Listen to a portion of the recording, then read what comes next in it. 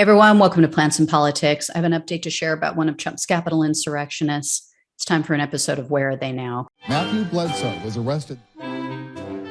Patrick Montgomery was in court. Jonathan Manapa will stay in federal custody. No, I don't take responsibility at all. So you will definitely remember this January 6th defendant. It's 37-year-old Florida resident Adam Johnson. He was probably one of the most notorious figures from the Capitol attack because he was seen in photos and videos absconding with a lectern that belonged to Speaker of the House, Nancy Pelosi. Johnson smiled. He waved at the camera as he was making his way through the ropes, in the roped off area of the Capitol. He was headed towards an exit and he was wearing a Trump 45 snow cap on his head. Well, because of that infamous image, Johnson was dubbed Podium Guy. However, the speaker's podium was found inside the building. So he ditched it at some point, somewhere along the way, and he left it there. But investigators also say that Johnson was encouraging the mob as they were attempting to break down the House chamber doors.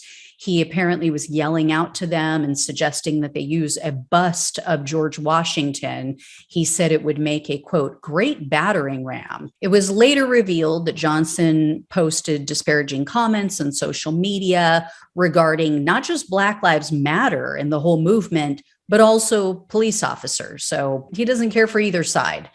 And Johnson bragged about his actions, of course. He texted people on January 6th, friends and family members.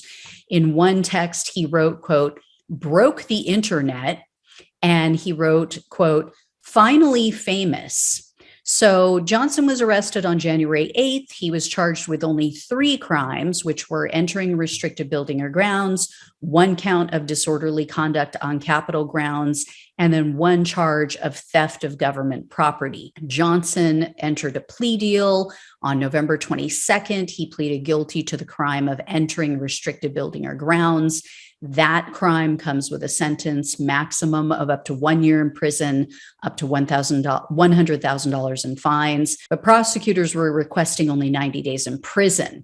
But they did tell the court that Johnson could afford a substantial fine because he apparently has a doctor as a wife, and that has allowed him to be a stay-at-home dad for the past 11 years. So they were saying, rather than giving him a lengthy prison sentence, just hit him with a large fine. Well, Johnson's legal team said that he, quote, deeply regrets his actions. And they claim that the, quote, damage and violence inflicted on that date by others is contrary to everything he believes in.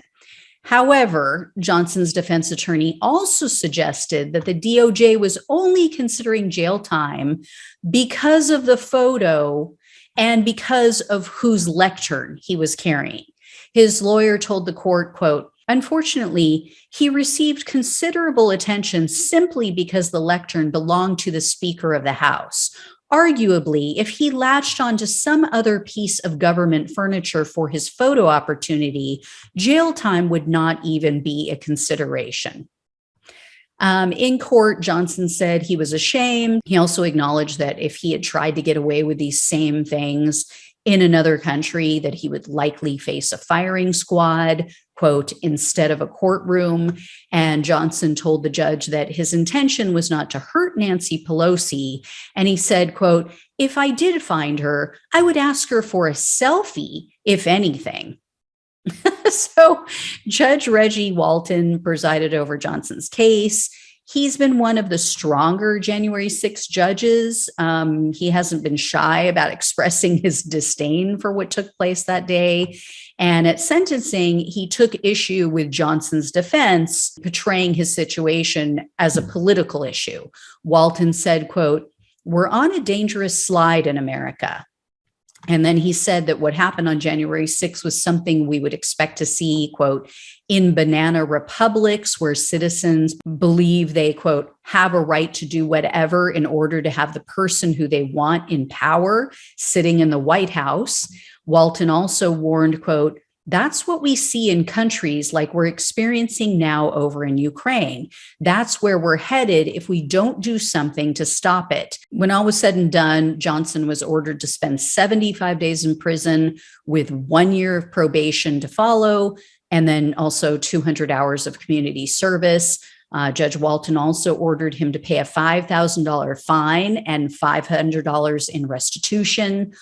Overall, I think this was fair. I think this was pretty fair. It sends a message to future potential insurrectionists.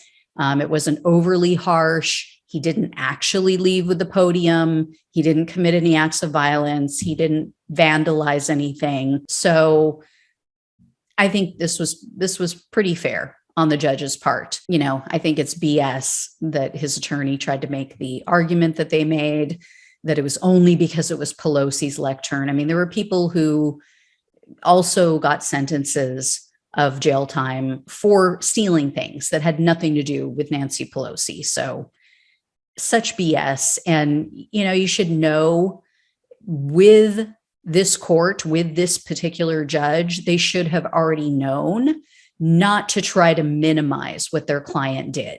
You would think that an attorney, a defense attorney, would do their homework and would know better than to step before a judge who is already critical of what took place on January 6th and try to minimize their client's actions and make it out to just be some political stunt. Anyway, if I hear any more, I'll let you guys know. Thanks so much for watching and listening. Take care. I'll talk with you soon.